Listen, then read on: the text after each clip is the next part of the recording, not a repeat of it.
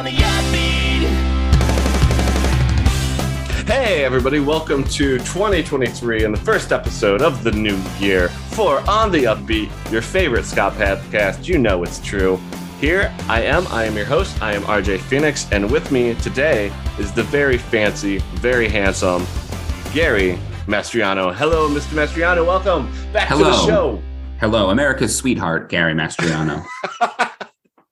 I had friends that were in a band called America's Number One Sweetheart based on something Dee Snider said once in an interview about he being America's Number One Sweetheart. I would think he would be. I met Dee Snider at a WWE taping. Oh, that sounds awesome. I sat we were all the way in nosebleed seats, and they for some reason they wanted people to move down and be really enthusiastic. So technically, I guess I worked for WWE. They put me in the second row, and we sat behind Dee Snider and Mick Foley. Oh, wow. Because they are legit best friends. Did you know that? I did not know that. I did know that Mick Foley and Kevin James were on the same high school wrestling team at the same time. I did know that crazy fact. All Long Island people. That is nuts. Yeah. So Dee Snider and me are boys. But yeah, America's Sweetheart, that's me. It's also a rom-com that I really liked. I think Catherine Zeta-Jones is in it. Oh, isn't John Cusack in it too? Yes. It's 1 minute into the first show of the new year. It's already off the rails. RJ, I never told you this. You've got big John Cusack energy, by the way. I think really? Well, maybe that explains. My wife was a big John Cusack fan. So I think that major John Cusack energy that evens out. I would. Yeah. What kind of John Cusack though? Well, obviously high fidelity John Cusack. Yeah. High fidelity. Yeah. That makes sense. All right, cool. We're on the same page. Maybe Grosse Pointe Blank John Cusack, because that has a good ska soundtrack. Oh, it really does. Joe Strummer should have been put more in charge of soundtracks. Did you see that? I brought it back to ska. We got you, Matt. We got you. So we could have done best ska soundtracks at one time. Ooh, I mean, how many options are there? Grosse Pointe Blank. Grosse Pointe The harder Blank. they come. Harder they come. Meet the Deedles. Pick it up, ska in the 90s. Dance craze. Yeah, there you go. Done. That's all 5 of them. So you may have noticed that our boy Matt is not here. He actually had a family medical emergency, and he is still attending to that and being a decent and awesome family man that we all know him to be. He should be back next week. But for today, you got to suffer with me and Gary. Yeah, America's Sweetheart and America's Public Enemy. Oh, jeez. That's you, John Cusack. Is that what the RJ stands for? R. John Cusack Phoenix. Are you John Cusack? Are you John Cusack? Yeah. RJ, how was your holiday? My holiday was pretty great, actually. Me and my wife, we went out for New Year's, actually. What did we do? No, we went out the night before New Year's because we didn't want to deal with the New Year's crowd. And we went to a place that is a themed bar with a live show and a live band. And it simulates going underwater. You're in a submarine. And there's a stowaway on the boat, and it's kind of like a game to find the stowaway. And some people got interrogated directly by the captain, and I got picked to be one of those people. Holy cow, that sounds like the coolest thing ever. It was a lot of fun if you got picked for the stuff. My wife just basically sat there and drank tropical drinks and tiki drinks all night. I got 15 minutes of alone time with the actor cast members, which was fun, but also it kind of sucked for my wife. You dress up in costume for the occasion, or do people do that? Some people do. I wore a Hawaiian shirt with my cats on it that my wife made for me for my Father's Day last year. So I had all 3 of my kittens on it. And we were going to go more overboard with it, but it was a cold, rainy day in LA. So we kind of dialed it back. Some people did dress up all the way, 40s Hollywood or very tiki tropical. And then Christmas was fun. Cool. My in-laws came down. We had, our Polish food that we talked about ordering. We did that. And it was chill, just really chill. It was really fun. How was your holiday experience, Mr. Mastriano? It was lovely. I had a 2.5-year-old daughter, and this is the first time she was super into Christmas and super into the concept of Santa. So that was amazing. And then we did our annual Christmas Eve Die Hard viewing, which is a tradition for 25 years in a row in my family, which is lovely and really nice time. I finally got some time off from work for a little bit, and that was great, much needed. But I wanted to ask you, did you get any ska related gifts or do anything ska related during your winter break? I didn't do anything ska related, but my wife did get me a pair of checkered socks. Okay. Because that was ska related. And she got me the new Telethon album on vinyl, and it does have a ska song on it. So okay, I think that counts. How about you? Any ska related giftage? No. It's hard to. I'm an easy and difficult person to buy gifts for, because one, I like everything. You get me something like, oh my God, that's so cool. But also I get myself everything I want, My wife has said the same thing about me. She's like, I always got to check like what you have and what you don't have. Mm-hmm. And it gets complicated. So I just try to get you stuff I know you'll enjoy. Yeah, pretty much. If it says the word Star Wars on it, it could be like a paper towel that someone writes Star Wars on. I'm like, oh my God, this is amazing. This is a collector's edition. Keep it mint in box. Yeah, my wife did give me a video game. She got me Stray. You play as a cat. Oh, I've heard of this game. Yes, and you encounter a city full of robots, and you make robot friends, and you're a cute little kitty cat. It awesome. Won a lot of Game of the Year awards last year. Oh, did it really? Good. Yeah. It deserves them because it is fun as hell. Well, I guess that's the show. Yeah. All right. Cool. Thanks everybody for listening. Yeah, Gary. What next? Do you want to do Here Today, Scott Tomorrow? You got one of those lined up? Sure, I do. And it ties into our main topic. So can I just weave it into the fabric of that? Ooh. RJ and I were discussing, what do we want to talk about? We don't have a guest lined up. We were originally going to do a hostful just to chat. We wanted to do what X-Men characters would make a great ska band, but maybe we'll save that for a Patreon episode one time if you guys really want to hear it. Jubilee on keys. I think that was, as soon as you said that, I was like, that makes the most sense in the world. And like background vocals, right? Oh yeah, come on. She's Jubilant and Lee. She rules. Should we just do this? Should we just go there? I think Matt would kill us. I'm saying Glob Herman on drums, and I'm not. Yeah. And Wolverine's not in the band. That guy has no musical talent. You know it. That guy can't play a lick of music. It maybe like a bass with like one string. Like, he could Presidents of the United States of America this, but not a real band. No. Yeah, sorry, Wolverine. You don't get all the glory. Gambit, on the other hand, I bet that guy's a crooner. Oh, yeah. Oh, he probably is. And I mean, I would just want Honey Badger like doing like the Ben Carr thing, like running around dancing. Yeah. Okay. Anyway, we said we weren't going to do it. We went there. I know. So we want to talk about kind of the ska show that was the show that broke it for us. Like the one that is the one that sticks out most, or a few, because I probably have a few that is like, this is the one that I think of that kind of got me into this crazy world, or the one that kind of like converted us or whatever, right? Cemented it for us. So for me, and I've talked about this before, it's going to tie into my Here Today, Ska Tomorrow, is the first time I ever went to a ska show was in North Bergen, New Jersey, and I saw the band The Spit Valves from Orlando, Florida. You know The Spit Valves? Yeah, I'm aware of them. I feel dumb that I don't know more about them, because they're one of those bands that all my friends have told me, you got to check out The Spit Valves, and then my dumbass never did. Yeah, so this is it was the first time I had seen ska. I mean, I'd tangentially heard of ska, but I didn't know what it was, right? I knew the Mighty Mighty Bosstones song. I knew everything, right? But I didn't know what that was until I went to my first ska show, and it was in 2001, and in North Branch, not North Bergen, and saw this band, The Spit Valves, who was the headlining band. In New Jersey, we used to have this record label called Punch Records. Okay. And it was run by a band called Knuckle Sandwich, who's a really great like punk band. Kind of think like a Bon Jovi does punk. That was kind of their vibe. Wow. Okay. Yeah, it was really cool. And they actually covered Wanted Dead or Alive. Their cover and the Slackers cover like compete for my two favorite covers of that, which there's a lot of covers of that song. But they ran these really great DIY punk shows that were like pretty much my life for about 5 or 6 years. And the first one I went to, it was a mixed bill show, because that's what we used to have back then, RJ, mixed bill shows. Yeah. So you'd see like a metal band. The metal band was called Ugly Stick. So Ugly Stick was the metal band there. And then you'd have Knuckle Sandwich was the local like punk band. And then the headliners were Spit Valves, because they were the touring ska band. And I had never seen a band with horns before. And I'm like, oh, this blew my mind.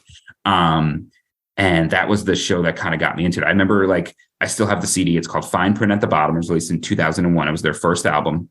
And I had the band sign it because I thought that was a cool thing to do. And people like come up to me in Backyard Superheroes like, can you sign my CD? I'm like, that's so weird.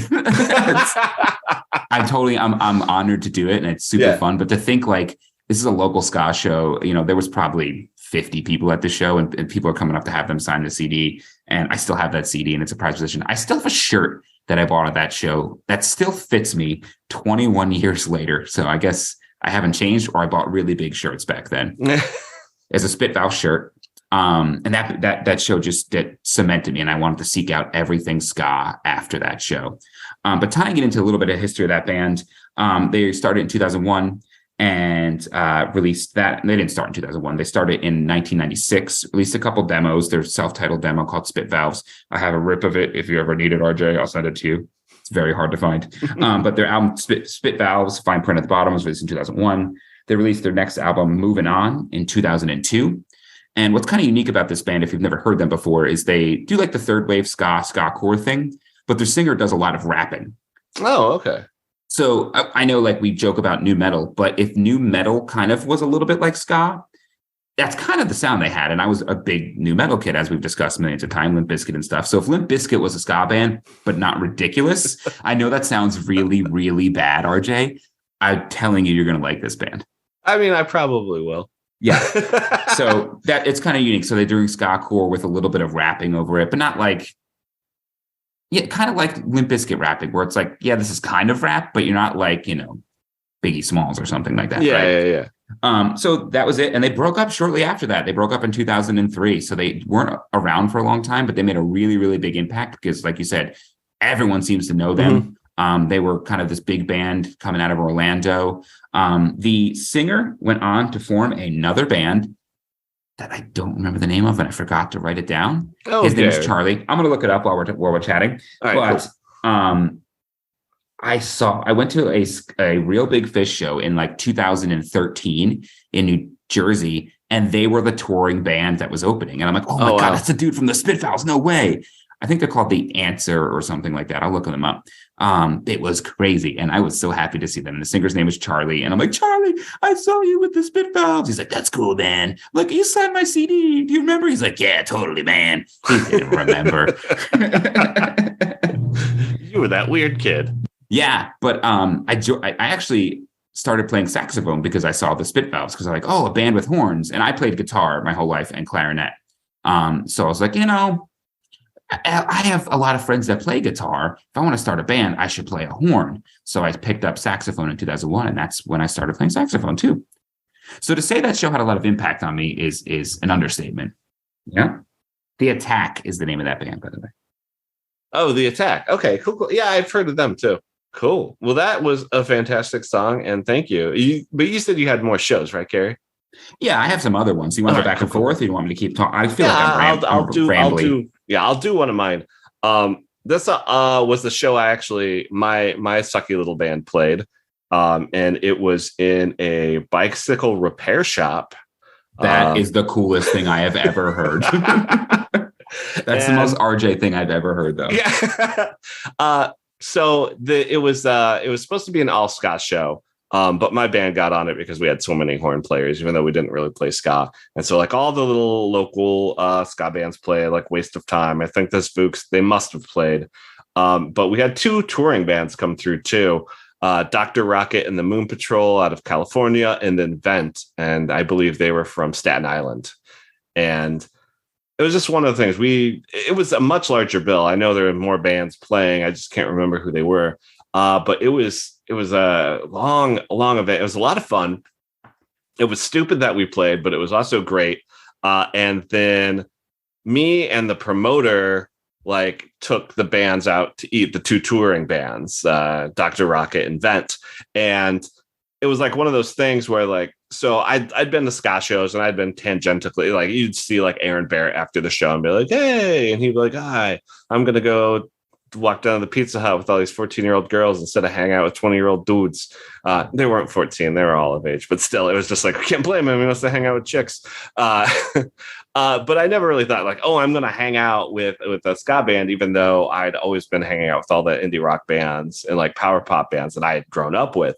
And so like that really opened me, like, oh no, you can make connections with these people and you can be cool with them. And so we went out to dinner, and then I let Vent stay at my place, and we all hung out the next day. And they're really cool. But it's, for me, that's like one of the very first times I think the camaraderie of like the ska scene went from one side of the stage to the other.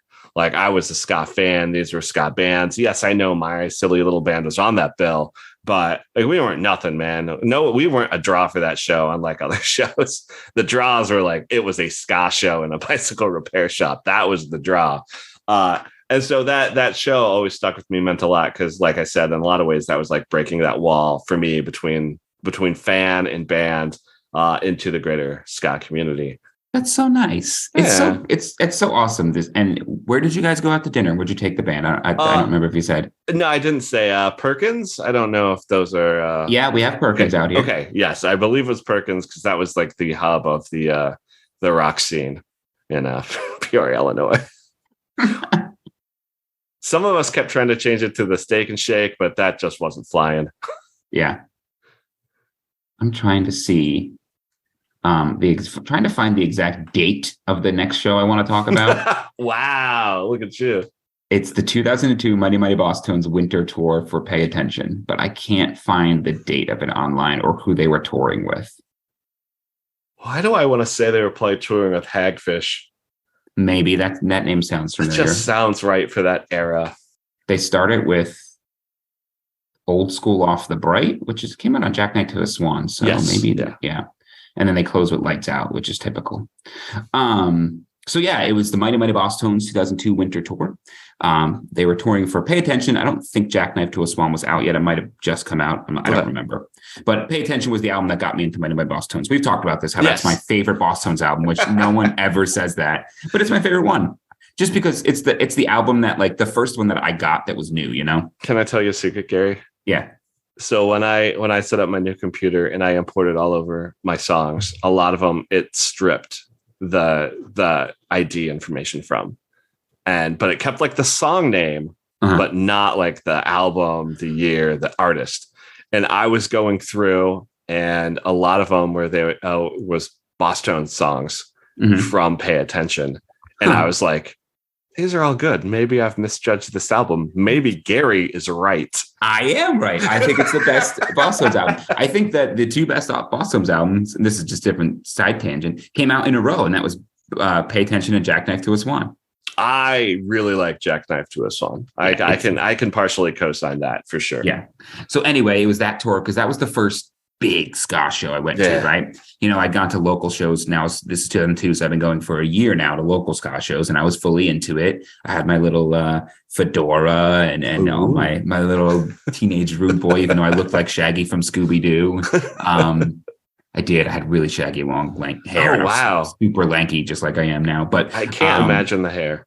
I looked like one of the Beatles, for real. But it was the first like big ska show I went to, and I remember being part of the crowd.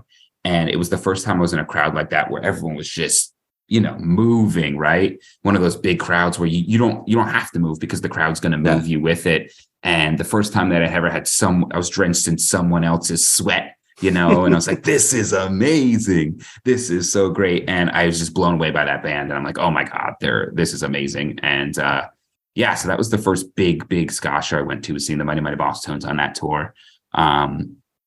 That's I have a couple more if you want to go back and forth. Yeah, I'm trying to think of another good one for me. I will say probably in a lot of ways, I already mentioned it, but the 3 Floors of Ska in 2006 out here in LA at the Knitting Factory, because I didn't know anybody in LA yet. I hadn't even been out in LA for, I think I was about going on 6 months when that show happened. And I was just like, fuck it. I'm putting on a suit. I'm going to go to this show. And I'm going to talk to whoever will talk to me. It turned out to be mostly members of Hub City Stompers at the end. Yeah, okay. They were probably the friendliest. Were they touring out there? Yeah, they were part of the bill. And I talked to Bucket from Toasters.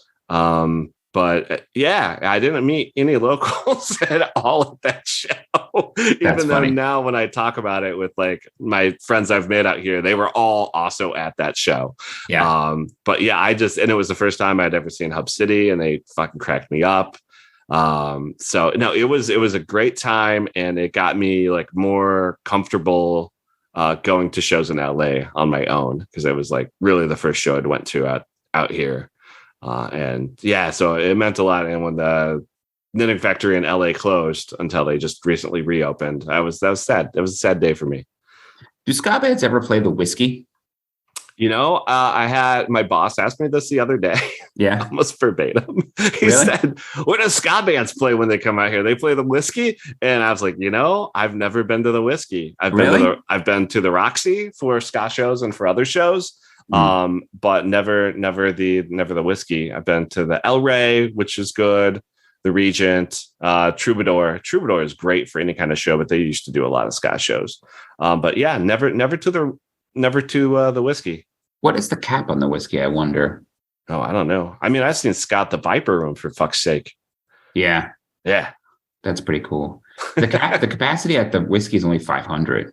So I'm looking at their Wikipedia, and a lot of bands have done like small shows there. Yeah. Like AC/DC played there, or Guns N' Roses, Kiss, Van Halen. But these are all like, secret surprise pop-up shows, I'm sure. Yeah. But I've never heard of ska bands playing the whiskey. It's just a place I'd like to go because I obviously love hair metal. So that's like the hair metal mecca.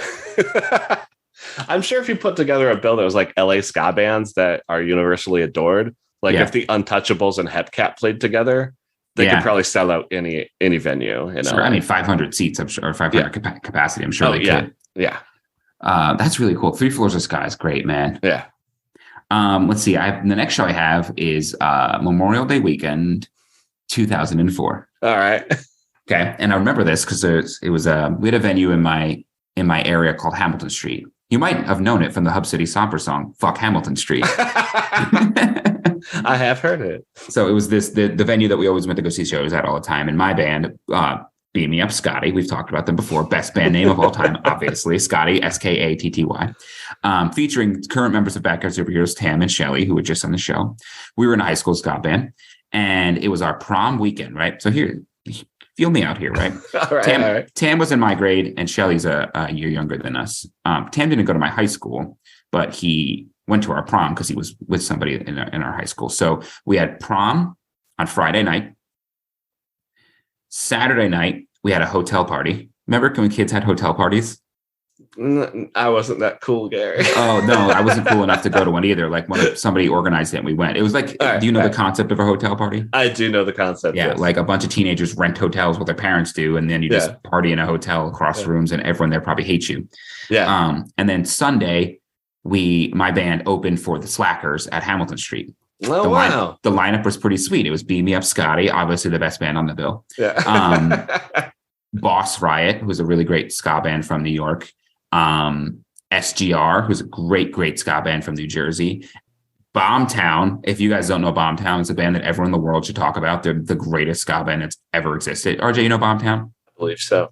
Jenny Whiskey was in Bombtown. Okay.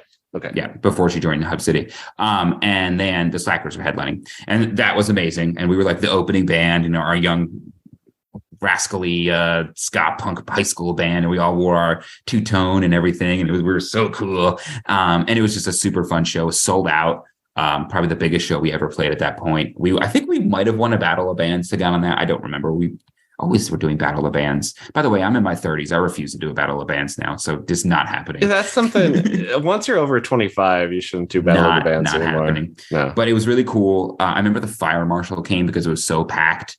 I remember there were again, I was in high school. I was 17. There were 2 girls making out on the pool table. And obviously as a 17-year-old kid, I'm going to remember that. It was just a really, really great show. And it was like, wow, we're going to be rock stars. And we broke up 3 months later. But it was fun. It was a really good show. Hamilton Street was really cool. They had a lot of it was a DIY venue and a lot of great bands came through there. I saw Suburban Legends there at one point. But another memorable show, not ska, was World Inferno. Friendship Society played there. Yeah. You know World Inferno? Yes, I do. Of course you do. They lit the place on fire. Legit. They lit the place on fire. Yeah. They were, if you've never seen them, they are a trip. Well, I don't know if they're still playing since the singer passed away 2 years ago, but they are a trip. Oh man, that sucks that I miss seeing them. They literally lit like the rafters on fire, and they had that the fire department had to come in. It was awesome. But anyway, that's Memorial Day 2004 weekend. Wow. And then anyway, so Friday was prom, Saturday was hotel party, Sunday we played the ska show, Monday was Memorial Day. We had off. I'm like, this is the best weekend ever. I've peaked at 17. Yeah, I feel that a lot. Oh, Gary, I wouldn't say that about you. I've got one more if you've got one more. I do have one kind of, and this is a much more personal one. So it was my 23rd birthday. It was in the midst of me going to see every Johnny Sacco show I could. I went up to Chicago to see them play, I believe, at the Elbow Room. And Chris, I ran into Chris before the show, Chris Smale, and we talked, and I was like, oh yeah, it's my birthday. I'm turning 23. He's like, yeah, happy birthday, man. I'm like, cool. And he's like, oh, I'm glad you made it, blah, blah, blah. Because he's always been the sweetest guy in the world and continues to be so. But then they played their show and they were ending with the song Dancing Queen. I don't know how familiar you are with that song. Yeah, but that part near the end where it's just like a cappella and it's like, and she likes dancing more than she likes me. Yeah. And then she likes Johnny Sacco more than she likes me. And then she likes that guy, right? He used my real name right there in the front row. It's his birthday. Everybody, let's sing happy birthday to him. I had the crowd sing happy birthday. The band all came up right in front of me and were singing. And then they went right back into the end of the song, just like at the drop of a hat. It was freaking hilarious and awesome. And then hung out with the guys after the show. But that was almost embarrassing, but also the raddest fucking thing that happened in my short life up to that point. Oh, wow. That is so cool. Yeah. That is a really, really cool story. So what do you got, Gary? Well, now I have two. I'm sorry. I thought of two. Yeah, go for it. But they're both one's tied to my wife and the other one is tied to my daughter. So I'll tell those stories real quick. Oh, yes. So the first one, and I've told this story before, is when I met my wife at a ska show. She came to see my band in 2012, July 27th, 2012, which, by the way, is the day that I met my wife and also our daughter's birthday. So pretty ironic there. Wow. Pretty cool, right? Yeah. 727, like the Boss Tones thing. Jeez, it all ties back together. Jeez, it does. Everything ties to ska. I tell my daughter she's the baby that ska made.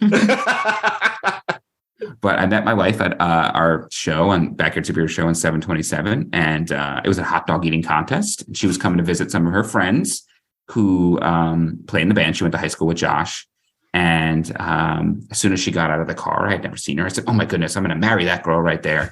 And my friend Josh was like, no, you're not. She's moving to Chicago. I'm like, not going to stop me.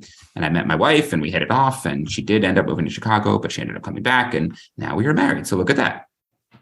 So that was a good one. I don't even remember the other bands that played. I think we might have been the only ska band, but we headlined a hot dog eating contest, which is pretty cool. That is amazing. My wife would love that, actually. It's a sweet story, right? Yeah, well, that there's a ska show and hot dog eating contest in the same place. That's, I was in the hot dog eating contest, by the way. Where did you place? Probably last because I cheated.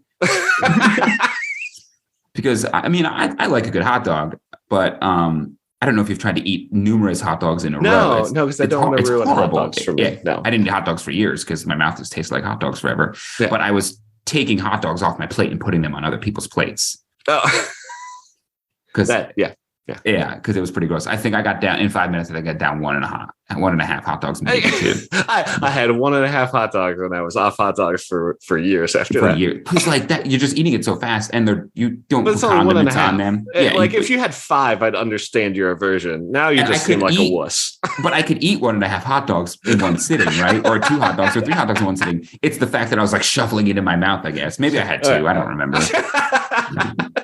The more important part of that story is I met my wife there. Yes, of course. And then the other... Yes, let's move on to the second half. The other one, the most recent, was 2019, November 2019. I was in England for work. I was there for like 2 weeks, and it was miserable. I did not like it. The food was bad. No offense to anyone in England. It's a lovely, beautiful country, but I was just not having a good time. I didn't adjust to the sleep schedule. The food, I wasn't liking it. It doesn't have a lot of salt in it, any of the food. So there was like a pub in my hotel, and I ate like a Angus hamburger every single night because that's the only thing really I liked. I also got Domino's one day. Big mistake. But anyway. Yeah, I've heard things about British pizza. Yeah, it's not good. But while I was there, A Real Big Fish was touring England. So I'm like, well, this is perfect. It's my favorite band. I had seen them at that point 39 times, and this was going to be the 40th time I was seeing them. So they were playing on a Thursday, and I was flying out Friday morning. So I was there for 2 weeks, miserable. Yeah. But the last day I was going to go see Real Big Fish. I'm like, this is really cool. And they were playing nearby to where I was. I was in the English countryside. So I had to take like an Uber, which they did not have. So it was a mess to get there. And I went to this little city, and they had real food. And I was so excited. I got like a salad and a hamburger and French fries. And I was so excited. So I went to see Real Big Fish. They were great. Obviously, it was my 40th time seeing them. And they had great openers. Lightyear and Sponge opened. So I was like, got to see them. Oh, I'm very well aware of Sponge. They're great. Check them out. Kicking Pigeons, right? That's a really great song by them. Check them off the bucket list. But why I love this story is because, one, it was the last time I've seen Real Big Fish, and maybe the last time I'll see them ever. I don't know what their current status is. But I came home on Friday, and my wife's like, hey, I'm not really feeling too good. Let me take this pregnancy test. And that's when we found out that day that we're going to have a baby. Aww. So I came back from Real Big Fish, seeing them within 24 hours. I flew back on a plane, found out we were pregnant, and then we watched the premiere of The Mandalorian. It was a great 24 hours. It's a wonderful, wonderful 24. Yeah. So that show always kind of remind me of my daughter and The Mandalorian. It's a whole big jumbo of fun, great moments in my life. Wow. So I'm a little bit in awe of the fact that you've seen Real Big Fish 40 times. I have, yeah. Like, I look back on it, and I know I've seen Johnny Sacco a whole bunch of times, and I know I've seen the Amazing Kilowatts a lot of times, as well as There Might Be Giants. I don't think any of those even still crack 30, to be honest. Wow. And like Kilowatts were like my boys and my girls, like they were hometown. I was roommates with two different members at two separate times, and I still don't think I saw them that often, even though I'd go on tour with them sometimes and sell shirts. Yeah, I have to say, Backyard Superheroes is open for Real Big Fish probably 5 times, so that counts in there. And then a lot of my career the past 10 years has involved travel. Yeah. And for the most part, I can make my own travel. So if you're in a job where you can make your own travel and you have to travel for work, I always say make the most of it, right? Yeah. So I either go see baseball games, or if there's a band I like touring, and I usually cover like the East Coast with whatever job I have, I'll just go up and down the East Coast seeing that band while I'm at work, get a free trip out there, and all I have to do is pay for my concert ticket, right? So that probably accounts for a lot of the times I've seen bands like that, Less Than Jake, Real Big Fish, Streetlight, bands that I'm like, I'd probably go see them anyway, but they're touring. Yeah. I'm here in a town where I have nothing to do. Might as well make the most of it, right? Yeah. And I can especially see that because, after you're done with work, that's kind of a forced alone time too. It was like, you don't feel like I have obligations, and not like a bad thing, but it's like, I love my wife. I want to hang out with my wife when I'm around. Sure. But when you're on the road, you're like, do I want to sit in a hotel or in a bar, or do I want to so when I travel, if I'm not seeing a concert, I'll go to a baseball game or I'll go to a movie. Like, you do something to keep yourself busy. Yeah. Right? But that counts for probably a lot of Real Big Fish shows, because I've seen them in probably a dozen states and also in England. So. Wow. I still need to get out to the UK, and when I do, my friend Dave is like, "I'm going to take you to so many shows." Yeah, and I'm just a lot of really cool shows too. I still got to do touristy things though, Dave. I just can't be hanging out with you, drinking, and going to see ska and punk shows. Oh, but there's so many good British ska bands too. Oh my gosh, there are so many good British. It's just yeah. I mean, I could probably fill a week. Of course, if I go on the wrong week, they're like, no, we're all out. It's festival season. Everyone's playing out. You got to go to one of the festivals, like a Fireball music festival, or one of those festivals they do out there. That would kill me. I can't. No. Not a festival guy. No, I did Back to the Beach, and I think that was the last time I'll ever do something like that. And I paid the expensive VIP. Did you? Which year did you go? The first year, and I did both days. Yeah. Oh yeah, that lineup was so good. Yep. And then between the days, Abracadabra was playing at a local bar with 2:30. Oh, at night? Yeah. The first night. So after the show. So I got a hotel down there just so I was local and I could go see the show. And Matt was there too at that show. And we didn't know each other yet. We'll fly you out for Supernova 1 year. I keep thinking about it. I saw someone was like, hey, I got a VIP ticket for Supernova. I'm thinking about selling. And I'm like, should I? You have any other shows that stick out to you? I went to International, Ska Circus, but it was something else, the Ska Summit in Vegas. Ska Summit in Vegas, that in 2003, that lineup is unbelievable. We've talked about it before, but that show looks so good. That was me and my friend Jim, and we met up with some friends of ours from Texas who could get us a cheap hotel room. But it was mostly just the road trip with me and Jim was almost worth it. And then we went the next year, but with more people, to Ska Circus, which was a weird cold snap. And that was also a crazy stacked lineup too.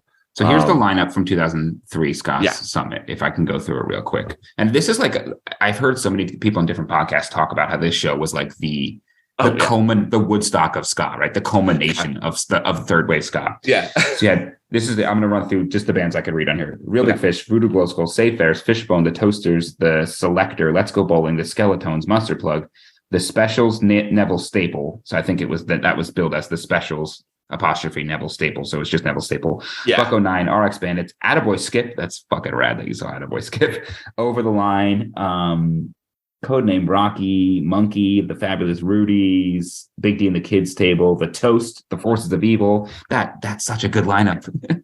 Yeah, and I'll be honest, I didn't see Attaboy Skip because they had competing stages. They had two big stages and then two smaller stages. Man. So that way they could go back and forth on the bigger and the small stages. So there's always a band playing.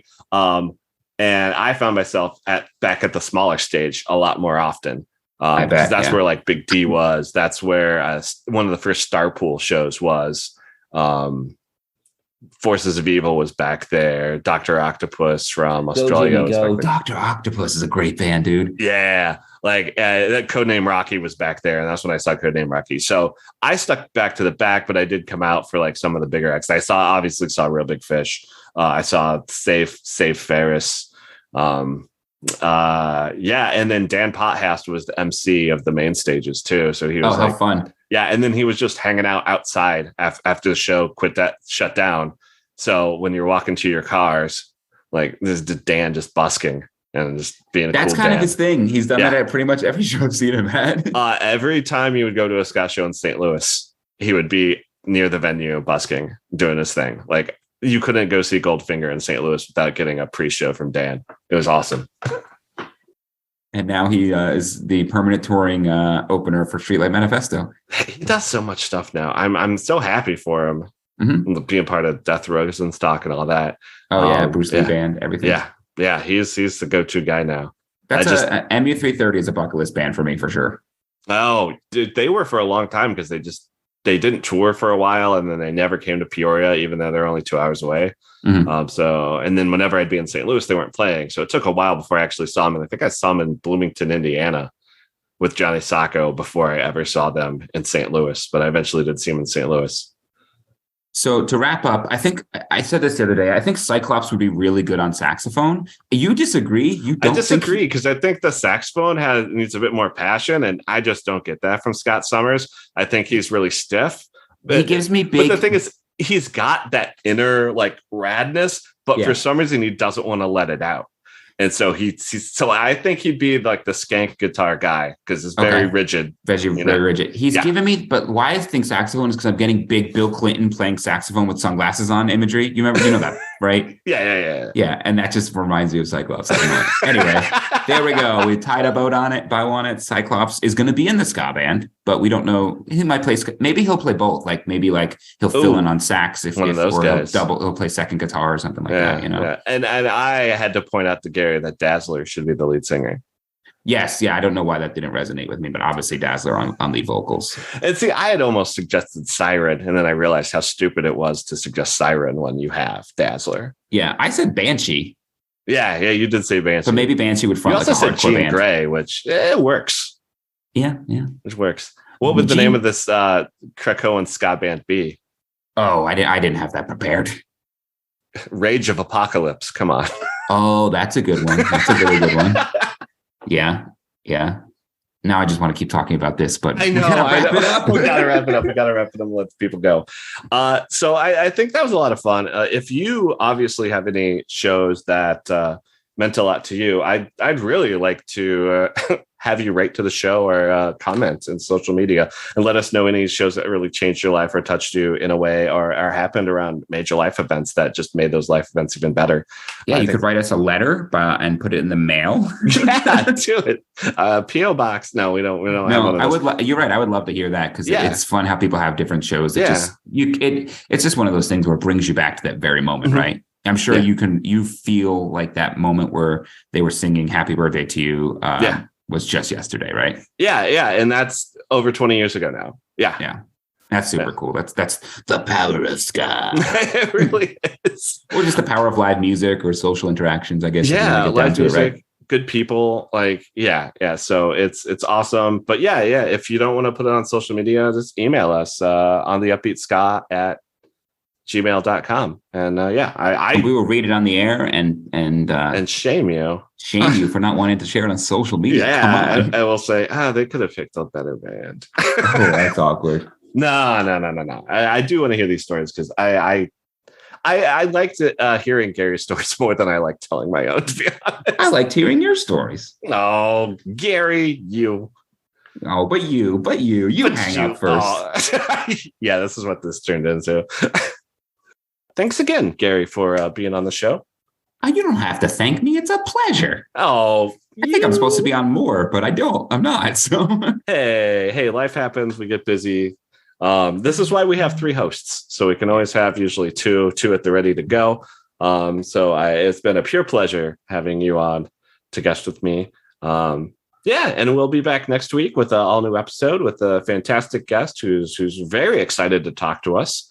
So I'm really excited to talk to them. Is it going to be Dazzler talking about the new X-Men album? God, I wish, man.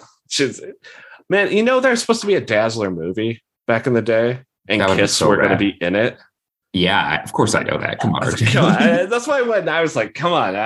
As soon as I said Dazzler movie, I expected you to be like, and Kiss were going to be in it. I know. And when you said Dazzler as the singer, I don't know why that didn't track with me. There's this great comic out called Exterminators. I think you need to read it. It's Dazzler and Jubilee and Boom Boom. And is Laura. It recent? Yeah, it's new. It's the 5th and final issue comes out like this month. Okay, dude, perfect. You're going to love it. So with all that, thank you everybody for listening to this fantastic episode. And until next time, keep listening to ska.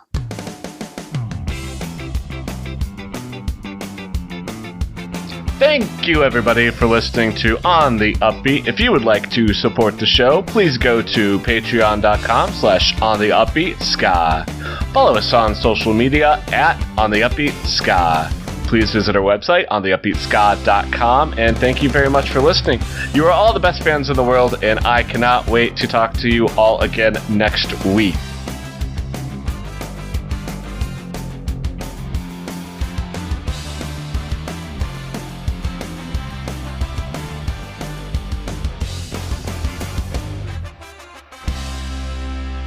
Do you want me to vamp? Yeah, vamp. All right, I'll just edit. But yeah. If the Avengers started a ska band, oh shit, dude. What's up? You didn't record? No, anything? No. I'm reacting to that prompt. Oh, if the Avengers started a ska band, and now if it was the West Coast Avengers, they're basically a ska band. I mean, the West Coast Avengers. Yeah, come on, Squirrel Girl's in the West Coast Avengers. So was she a West Coast Avenger? I thought she was a Great Lakes Avenger. Oh, she's a Great Lakes Avenger. You're right. Great Lakes Avengers are the one who are basically a ska band. They're like the ska band of the Marvel Universe, not the Marvel Cinematic Universe. Yeah, the West Coast Avengers. That's like Hawkeye. And yeah. Iron Man was on that too, right? Iron Man's been in every team. He was a Guardian of the Galaxy. Well, yeah, that's just because of Brian Michael Bendis. The Great Lake Avengers are Scott. That's gonna be my takeaway. They're Scott Flat Man, Doorman. Hell yeah. Yeah. Squirrel Girl. Yeah, that's I can get on board with that. And then they became well, at one point they found out they were all mutants too, right? Yes. So the Great Lakes X-Men. Goddamn, comics are so dumb. It all ties together.